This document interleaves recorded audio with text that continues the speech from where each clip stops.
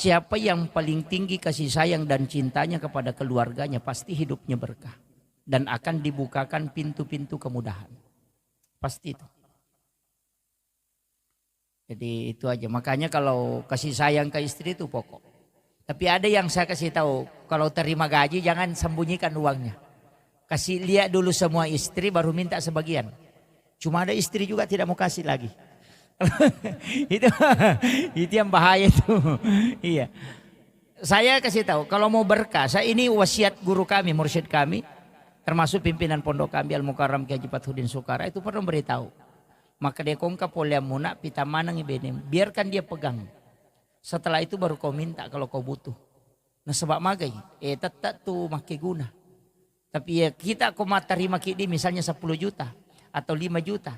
Nah pelak gai 2 juta dia ni pita bene 3 juta pitang. Capu mati itu 2 juta dia sekadaga yeli. Itu karena hilang berkahnya. Dicabut. Tapi ya kau pura ini tamanang. Namo pura minakatan ni. Napa ilau 2 juta maka datalengak 2 juta mereka pakai. Itu pasti mak berkah. Si salami matuh. Makanya kita laki-laki sebenarnya itu punya rezeki cuma 30%. Wanita itu yang punya 70%.